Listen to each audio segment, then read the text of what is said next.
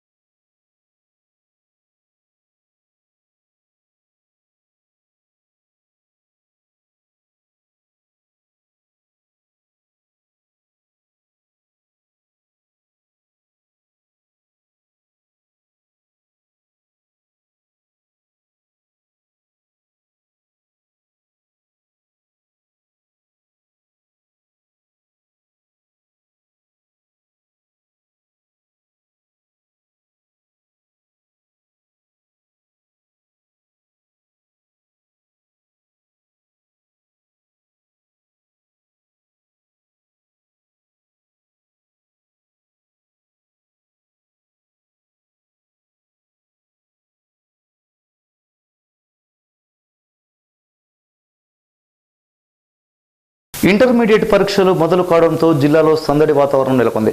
నిమిషం లేట్ అయినా పరీక్షకు అనుమతించేది లేదని ఇంటర్ బోర్డు సూచించడంతో విద్యార్థులు నిర్దేశించిన సమయం కంటే ముందే పరీక్ష సెంటర్కు చేరుకున్నారు. ఈ సందర్భంగా డివిఓ విజయలక్ష్మి మాట్లాడుతూ విద్యార్థులకు ఎలాంటి ఇబ్బంది కలగకుండా తగు చర్యలు తీసుకున్నట్లు చెప్పారు. మాస్ కాపింగ్ అడ్డుకొని నాణ్యమైన ఉత్తీర్ణత శాతాన్ని తీసుకొచ్చేందుకు స్కాడ్లను ఏర్పాటు చేశామన్నారు. అనంతరం పరీక్ష సెంటర్లను ఆమె తనిఖీలు చేశారు. ఇంటర్మీడియట్ పబ్లిక్ ఎగ్జామ్స్ తెలంగాణ స్టేట్లో మార్చి 1 నుంచి 18వ తారీఖు వరకు నిర్వహించడం జరుగుతుంది. 9వ తారీఖున జరిగేటువంటి ఎగ్జామ్ను 19వ తారీఖు వరకు పోస్ట్పోన్ చేయడం జరిగింది due to MLC exams. Mahabubnagar district లోపల 39 కాలేజెస్ని ఈ ఎగ్జామ్స్ సెంటర్స్గా మేము కాన్స్టిట్యూట్ చేయడం జరిగింది. దీంట్లో గవర్నమెంట్ జూనియర్ కాలేజెస్ 19 ఉన్నాయి, ప్రైవేట్ జూనియర్ కాలేజెస్ 18 ఉన్నాయి, సోషల్ వెల్ఫేర్ కాలేజెస్ 2 ఉన్నాయి. ఓవరాల్గా 39 కాలేజెస్ని మేము సెంటర్స్గా కాన్స్టిట్యూట్ చేశాము. మహబూబ్ నగర్ డిస్ట్రిక్ట్లో first year students general and vocational కలిపి 14,656 ఎగ్జామ్స్ రాస్తున్నారు. అదేవిధంగా సెకండ్ ఇయర్ లోపల జనరల్ అండ్ వొకేషనల్ కలిపి 12,441 స్టూడెంట్స్ ఎగ్జామ్స్కు అపియర్ అవ్వడం జరుగుతుంది.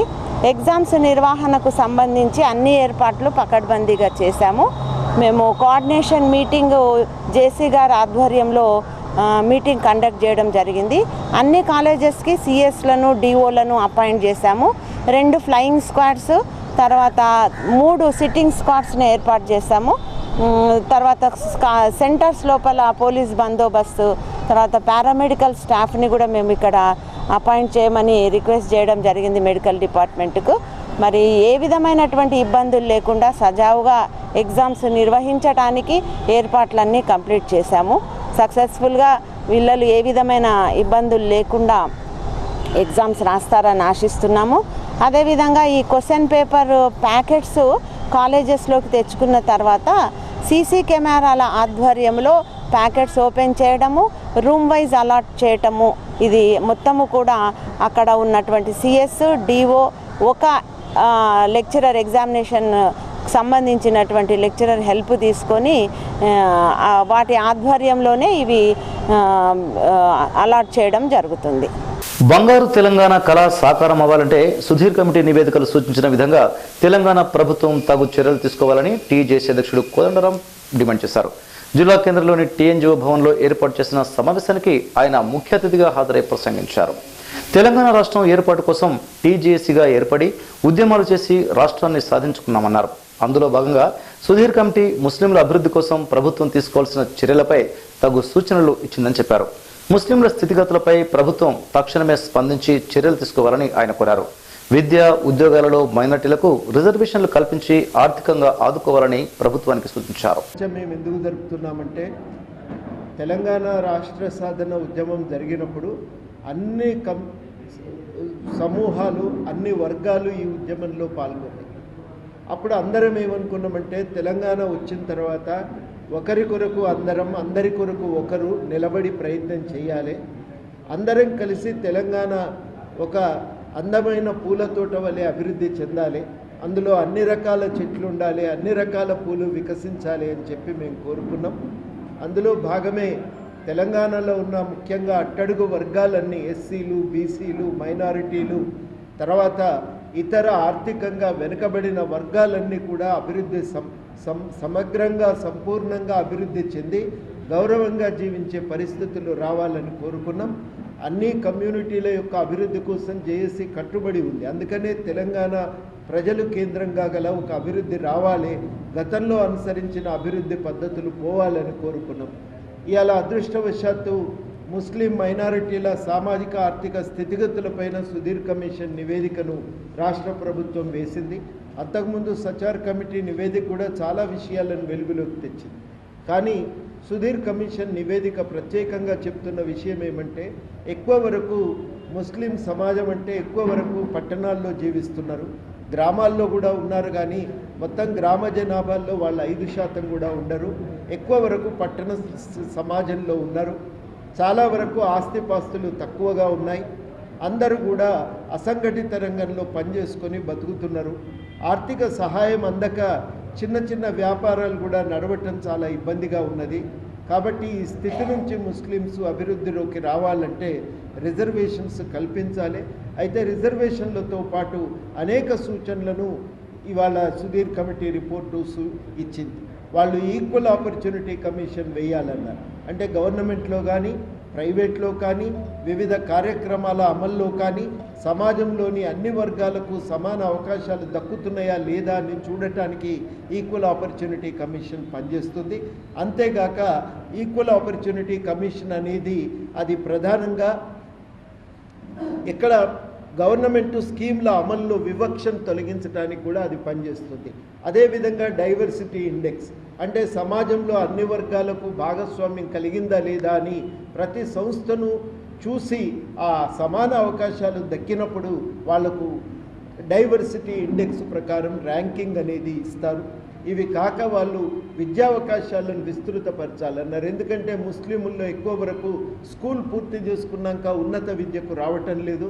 ప్రత్యేకంగా ఫెలోషిప్లు ఇవ్వాలని, ప్రత్యేకంగా ఆర్థిక సహాయం అందించాలని, ఉర్దూ మీడియం స్కూళ్ళలో తగినంత మంది టీచర్లను నియమించాలని, మదరసాల్లో కూడా వాళ్ళు చదువుకునే విద్యను యథాతథంగా కొనసాగిస్తూ మార్పులు చేర్పులు చేయకుండా అదనంగా ఆధునిక సబ్జెక్ట్స్ చెప్తే వాళ్ళు అవసరమైనప్పుడు ఇతర కాలేజీల్లో చేరటానికి అవకాశం కలుగుతుందని, మధ్యాహ్న భోజన పథకం అన్ని సంస్థలకు విస్తరింపచేయాలనే సూచన చేశారు.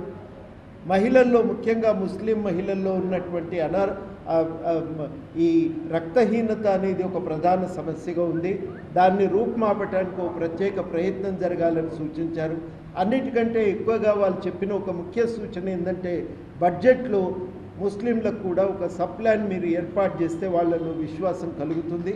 ముస్లింల ఆర్థికాభివృద్ధి కోసము మైనారిటీ ఫైనాన్స్ కమిషన్ ద్వారా తగినటువంటి బ్యాంకుల ద్వారా తగినటువంటి రుణ సహాయం, ఆర్థిక సహాయం అందట్లేదు.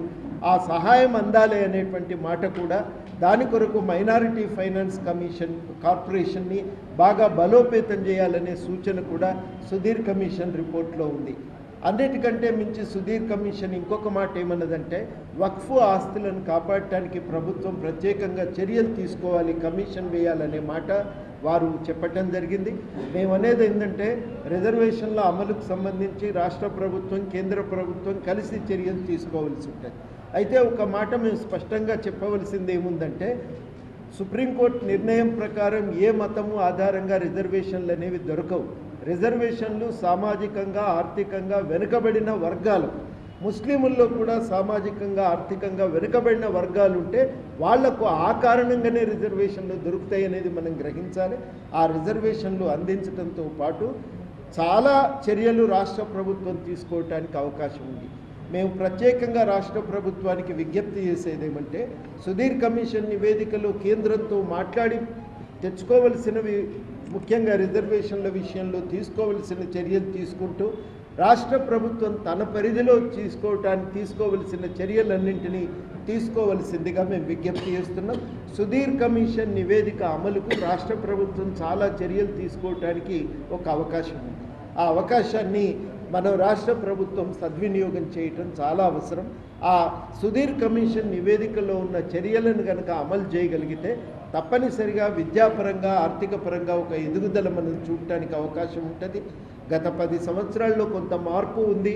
ఆ మార్పు ఇంకా బాగా మనం ఆ సమాజంలో ఇంకా ఆర్థిక ఎదుగుదలకు ఒక అవకాశం కల్పించటం, తెలంగాణలో వాళ్ళు కూడా భాగం, తెలంగాణ ఉద్యమంలో కూడా ఒక భాగం, మిగతా వర్గాల అభివృద్ధి కృషి చేసినట్టే వీళ్ళ కోసం ప్రత్యేకంగా కృషి చేయాలనే కోరుతున్నాం. కానీ విడిగా వీళ్ళొక్కరికే కృషి చేయాలనే ఆలోచన మేము ఎప్పుడు కూడా అనలేదు. తప్పనిసరిగా వాళ్ళ అభివృద్ధికి తెలంగాణ సమాజం ప్రత్యేకంగా ప్రయత్నం చేయవలసిన అవసరం ఉంది అని సుధీర్ కమిషన్ తేల్చి చెప్పింది. ఆ సుధీర్ కమిషన్ నివేదిక ఆ అభివృద్ధికి చర్యలను సూచించింది. ఆ చర్యలన్నింటినీ సమగ్రంగా అమలు చేయమని అడుగుతున్నాం. దాన్ని ఆ సమగ్రంగా అమలు చేసినప్పుడు వాళ్ళకే కాదు, మొత్తం సమాజానికి లాభం. సప్లాన్ అంటే కేవలం వారికే కాదు, బీసీలకు కూడా సప్లాన్ పెట్టాలి. ఎస్సీలకు, ఎస్టీలకు ఉన్నట్టే అట్లా పెట్టగలిగినప్పుడు అన్ని కమ్యూనిటీస్ డెవలప్ అవుతాయి. అందుకని సుధీర్ కమిషన్ యొక్క రికమెండేషన్, ఈక్వల్ ఆపర్చునిటీ కమిషన్, అందరికీ ఉపయోగపడేటువంటి ఇట్లాంటి చాలా రికమెండేషన్స్, మొత్తం సమాజంకు లాభం చేసేటువంటి రికమెండేషన్స్ కూడా ఉన్నాయి. వాటన్నింటినీ దృష్టిలో పెట్టుకొని అమలు చేయాలని మేము ప్రభుత్వానికి విజ్ఞప్తి చేస్తున్నాం. ఒక్క మాటలో చెప్పాలంటే, సుధీర్ కమిషన్ నివేదిక ముస్లిం సమాజంలో ఆర్థికంగా, అదేవిధంగా విద్యాపరంగా వెనుకబాటుతనాన్ని గుర్తించింది. ఆ వెనుకబాటుతనం పోవటానికి విద్యాపరమైన, ఆర్థికపరమైన చర్యలను ప్రతిపాదించింది. విద్యాపరంగా స్కూళ్ళు, ఉర్దూ మీడియం స్కూళ్ళల్లో టీచర్లను నియమించటం, మదరసాల్లో వాళ్ళు చెప్పేటువంటి విద్యకు అదనంగా కొత్త సబ్జెక్ట్స్ను జోడించటం, అదేవిధంగా వారు చెప్పింది ఏమంటే ఉన్నత విద్యలో ముస్లింలకు అవకాశం కల్పించటం, ఆఖరిగా చాలా ముఖ్యమైనది సప్లాన్ ఏర్పాటు చేసి ముస్లిం ఫైనాన్స్ కార్పొరేషన్ యొక్క పని విధానాన్ని మెరుగుపరిచి తగినంత మంది సిబ్బందినిచ్చి, అదేవిధంగా బ్యాంకుల ద్వారా కూడా ముస్లిం ఫైనాన్స్ కార్పొరేషన్ అనుసంధానం చేసి తగినంతగా వాళ్లకు లోన్స్ ఇప్పించాలని, వాళ్ళు వ్యాపార అవకాశాలను పెంపొందించాలని, ఇవన్నీ కూడా సూచనలు దాంట్లో ఉన్నాయి. ఆ సూచనలను అమలు చేస్తే ముస్లిం సమాజంలో ఎదుగుదలకు అవకాశం ఉంటుంది. ఎక్కడెక్కడో వలసపోయి తగినంత ఆదాయం లేక ఆవేదనతో బతుకుతున్నటువంటి వాళ్ళు, ఇక్కడ ఒంటరిగా పిల్లలకు దూరమై బతుకుతున్నటువంటి భార్యలకు కానీ, తల్లిదండ్రులకు కానీ మనం వాళ్ళ ఆవేదన నుంచి ఒక విముక్తి కలిగించడానికి అవకాశం సుధీర్ కమిషన్ సూచిస్తున్నది. దాని అమలుకు జేఏసీ కట్టుబడి ఉంది. మిత్రులందరూ అడిగినరు, ఎవరి మీద ఇది కోపంతో ఈ కార్యక్రమం లేదు, తప్పనిసరిగా ప్రభుత్వం ద్వారా స్వాధించుకోవాల్సి ఉంటుంది. ఈ విషయంలో ఈ నిర్ణయాల అమలు కోసం ప్రభుత్వానికి సంపూర్ణ సహకారం జేఏసీ నుంచి ఉంటుంది. శాంతియుతంగా ఈ సమస్య పరిష్కారం కోసం మా ప్రయత్నం ఉంటుందని కూడా ఈ సందర్భంగా మీ ద్వారా ప్రభుత్వానికి విజ్ఞప్తి చేస్తాం. కర్నూలు జిల్లా నందికొట్కూరులో పరీక్ష సెంటర్ ముందు విద్యార్థులకు కనీస సౌకర్యాలు లేవంటూ విద్యార్థుల తల్లిదండ్రులు కళాశాల ముందు నిరసన వ్యక్తం చేశారు.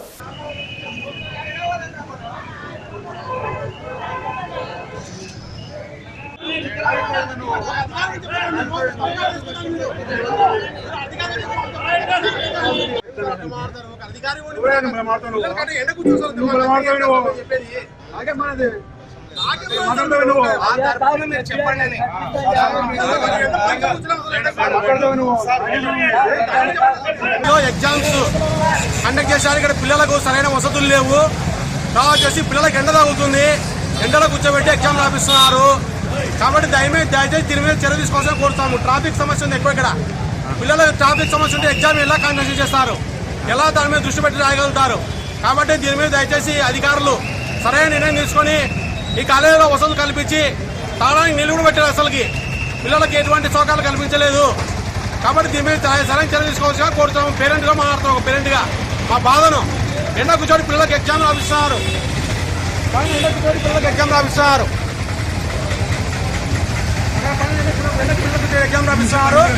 కాబట్టి దయచేసి మీరు దీని మీద కొంచెం కనీస చర్య తీసుకోవాల్సిగా కోరుతాము. ఎంఈఓకు వేణుగోపాల్ నా పేరు.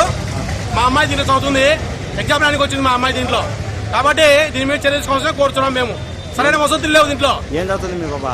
Inter first year. బులెటిన్ గురించి ముందు హెడ్లైన్స్ మరోసారి చూద్దాం. మైనారిటీ విద్యార్థుల ఉన్నతి కోసం తెలంగాణ ప్రభుత్వం ఎంతో కృషి చేస్తోంది. ఎమ్మెల్యే శ్రీనివాస్ గౌడ్. బంగారు తెలంగాణ సాకారం అవ్వాలంటే సుధీర్ కమిటీ నివేదికలు తక్షణమే అమలు చేయాలి. ఈ జేఏసీ చైర్మన్ కోదండరాం డిమాండ్. ప్రారంభమైన ఇంటర్మీడియట్ పరీక్షలు ఎలాంటి సంఘటనలు జరగకుండా చర్యలు తీసుకున్నాం. డివిఓ విజయలక్ష్మి. ఇవి ఇప్పటికున్న అప్డేట్స్. మరిన్ని వార్తల కోసం చూస్తూనే ఉండండి ఆర్కే టీవీ, ప్రతిదృశ్యం ప్రజాపక్షం.